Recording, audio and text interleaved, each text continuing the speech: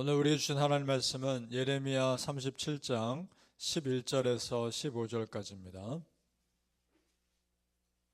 구약성경 예레미야 37장 11절에서 15절까지 우리 함께 읽겠습니다. 시작. 갈대아인의 군대가 바로의 군대를 두려워하여 예루살렘에서 떠나매 예레미야가 베냐민 땅에서 백성 가운데 분깃을 받으려고 예루살렘을 떠나 그리로 가려 하여 베냐민 문에 이른즉 하나냐의 손자여 셀레마의 아들인 이리야라 이름하는 문지기의 우두머리가 선지자 예레미야를 붙잡아 이르되 내가 갈대아인에게 항복하려 하는도다. 예레미야가 이르되 거짓이다. 나는 갈대아인에게 항복하려 하지 아니하노라. 이리야가 듣지 아니하고 예레미야를 잡아 고관들에게로 끌어가매 고관들이 노여워하여 예레미야를 때려서 서기관 요나단의 집에 가두었으니 이는 그들이 이 집을 옥으로 삼음이었더라. 아멘. 오늘 새벽에 예배하신 하나님의 은혜가 우리 성도님들께 함께 하시기를 예수님 이름으로 축복합니다. 아멘. 바벨론 군대가 남쪽에서 올라오는 애굽 군대를 두려워해서 예루살렘을 둘러싸고 있던 포위를 잠깐 풉니다. 자, 그러니까 사람들의 생각에 이제 바벨론의 위협으로부터 안전할 수 있겠다라고 착각합니다. 그리고 애굽 군대가 자기들에게 큰 힘이 될 것이라 믿었던 것 같습니다. 자, 그러니까 바벨론 항복을 외쳤던 예레미야를 더 핍박합니다. 예레미야의 메시지가 잘못됐다는 거죠. 그래서 베냐민 땅에 예레미야가 이르자 베냐민 사람들이 그를 붙잡고 따집니다. 너 갈대아인에게 항복하려 하지 않았느냐? 사실 예레미야가 항복의 메시지를 전했을 뿐이지 본인이 직접 가서 항복하고 그런 건 아니죠. 그러자 14절에 그가 이렇게 말합니다. 다시 보시죠. 제가 읽겠습니다. 예레미야가 이르되 거짓이다. 나는 갈대아인에게 항복하려 하지 아니하노라. 이리야가 듣지 아니하고 예레미야를 잡아 고관들에게로 끌어가매. 자, 베냐민 사람들은 예레미야가 항복의 메시지를 전했다고 해서 오해하고 있는 거죠. 자, 예레미야라고 해서 여러분 입장에서 한번 그 입장에서 생각해 보십시오. 자기 나라가 망할 거니까 다른 원수 나라에 항복하라는 메시지 전하는 게 뭐가 그렇게 좋겠습니까? 예레미야도 전하고 싶지 않은 메시지이지 않았겠습니까? 그러나 내 뜻과 달라도 하나님 말씀이라면 순종하는 것이 맞는 것이기 때문에 전했을 뿐입니다. 사람들이 그러자 예레미야를 어떤 사람이 집에 가둡니다. 그 집에 웅덩이가 있었던 것 같습니다. 웅덩이에 던져놓습니다.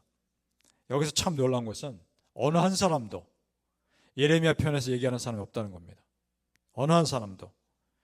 그러면 그 중에 한 사람도 정말 예레미야의 메시지가 참으로 하나님의 메시지이지 않을까라고 생각하는 사람도 한 사람도 없었다는 겁니다. 이걸 보면서 몇 가지 깨닫습니다. 첫째, 그만큼 유다 백성들의 영성은 무뎌져 있었다는 겁니다. 그만큼. 그래서 전혀 하나님의 뜻을 분별하지 못합니다. 이것이 무서운 겁니다. 영성으로 내가 무뎌지면 내 영성이 무뎌지고 있다는 것조차도 모릅니다. 그것이 무서운 겁니다. 두 번째, 군중 심리가 중요한 실수를 하게 만든다는 겁니다. 지금 유다 백성들에게는 바벨론으로부터 나라를 지키는 것이 애국심이겠죠. 그러나 하나님의 보시기에는 어떻습니까? 말씀에 순종하지 않는 군중심리일 뿐입니다. 하나님 입장에서. 만약 하나님이 말씀을 주지 않으셨다면 애국심이 맞죠. 그러나 바벨론을 항복하라고 하셨기 때문에 이것은 말씀에 순종하지 않는 것이 되어버리는 겁니다. 기준은 하나님 말씀입니다. 그럼 이거 어떻게 분별할 수 있을까? 사람이 감정이 앞서기 때문에 이런 상황에서 말씀 분별하기가 참 쉽지 않습니다. 이것이 정말 애국심이냐 아니면 하나님 말씀에 대한 불순종이냐, 상황에 따라 쉽지 않단 말입니다. 그래서 그 당시에 많은 선지자들은 예레미야와 다른 말을 했는지도 모르겠습니다. 오직 예레미야만 정확하게 하나님 말씀을 전한 것인지도 모르겠습니다. 성도님들, 우리의 영성이 무뎌지지 않도록 예배와 말씀과 기도를 항상 가까이 하시길 축복합니다. 아멘. 오늘 말씀에 보면 예레미야는 참 억울한 일을 많이 당합니다. 15절을 내려가 보시죠. 15절 우리 다시 한번 같이 읽어볼까요? 시작. 고관들이 노여하여 예레미야를 때려서 서기관 요나단의 집에 가두었으니 이는 그들이 이 집을 옥으로 삼았음이더라. 예레미야 본인의 떳떳한 것 상관없이 오해받고 폭행당하고 감옥에 가십니다. 사실 성경에 나오는 대부분의 믿음의 사람들이 비슷합니다. 구약 성경에 이런 경험을 한 대표적인 사람은 누가 여러분 떠오르십니까? 요셉이 그랬지 않습니까? 다윗도 마찬가지였고, 신약 성경에는 바울이 그랬고, 믿음의 사람들 거의 대부분이 마찬가지입니다. 본인들은 하나님을 제대로 믿었을 뿐입니다. 그런데 또 다른 하나님의 백성으로부터 핍박당합니다. 참 아이러니죠. 오히려 아예 안 믿는 세상 사람들로부터 핍박당하면 그러려니라도 하죠. 그런데 또 다른 믿는 하나님의 사람들로부터 핍박과 고난당하는 거, 이건 정말 견디기 힘든 일입니다. 여러분, 우리도 그럴 때 있지 않으셔요? 내가 믿지 않는 세상 사람들로부터 공격당하고 억울한 소리 들으면 믿지 않는 세상 사람들이니까 그렇겠다 생각하겠지만, 똑같은 크리스천들로부터 받는 오해와 억울한 소리는 견디기 힘든 일입니다. 이런 경우에 여러분 어떻게 하십니까? 어떻게 그 상황을 해결하셨습니까? 예레미야 입장에서 보니까 하나님 말씀에 순종했을 뿐인데 억울한 소리를 듣고 매 맞고 감옥에 가죠. 그런데 그 예레미야가 그냥 당합니다. 그냥 묵묵히 어떤 반응 없이 당합니다. 할 말도 참 많았을 텐데 말하지 않습니다. 그렇게 말한다고 해서 들을 것도 아니고, 그렇게 말한다고 해서 해결될 것도 아니고, 그저 당합니다.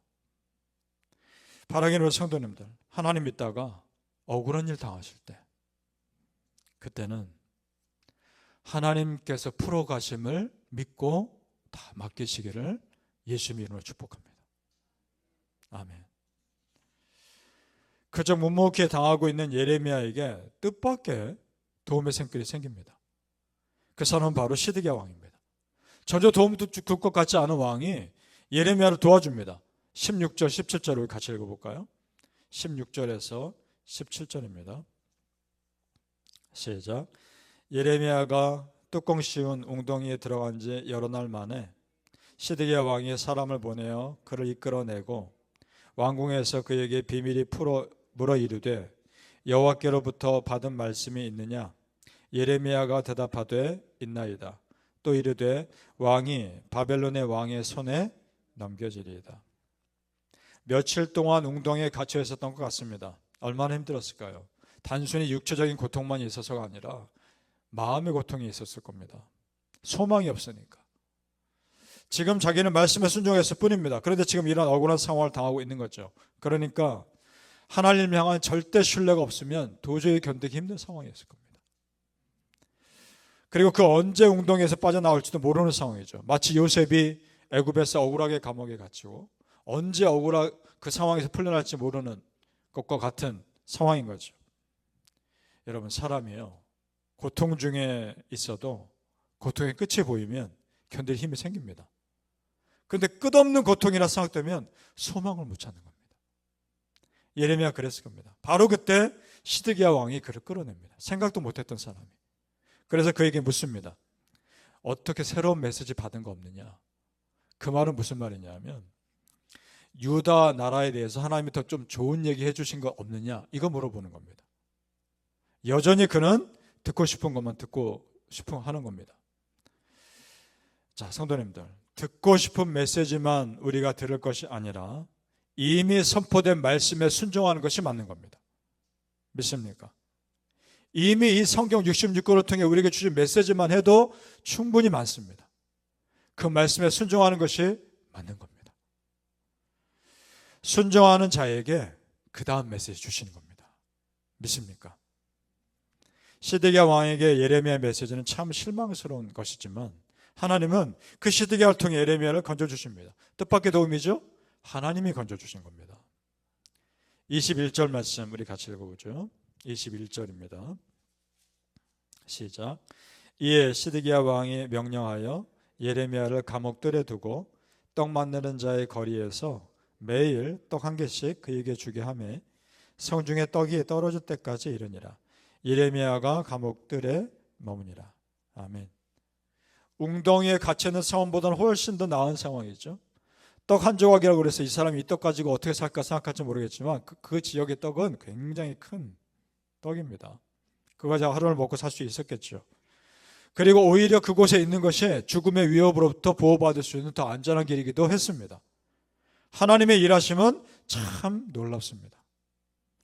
성도님들 보세요. 예레미야의 억울한 상황 누구보다 하나님이 더 잘 아시죠? 하나님이 지금 한 스텝 한 스텝 풀어가시는 겁니다. 성도님들의 삶도 그렇게 풀어가실 겁니다. 내 억울한 사정 하나님이 아십니다. 하나님이 풀어가실 겁니다. 바라기는 성도님들, 나를 너무나 잘 아시는 하나님께 다 맡기시고 하나님이 여러분을 이끄시는 그 흐름에 온전히 순종하시길 예수님의 이름으로 축복합니다. 아멘. 기도하겠습니다. 아버지 하나님 감사합니다. 때로는 내가 억울한 소리 들을 때 있고 뜻하지 않은 공격받을 때 있다 해도 하나님께 다 맡기게 하여 주옵소서. 하나님의 풀어가심에 그 흐름에 전적으로 순종할 수 있게 하여 주옵소서. 내가 내 스스로 풀어가는 것보다 하나님이 풀어가시는 것이 더 정확함을 믿습니다. 내 뜻과 달라도 하나님 말씀이면 순종하게 하옵소서.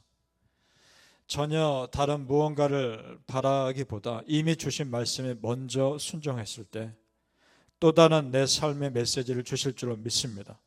그렇게 걸음걸음 인도하시는 우리 아버지 하나님 정말 신뢰합니다. 하나님, 우리 성도님들 한 걸음 한 걸음 우리 아버지의 원하시는 길로 인도하여 주시옵소서.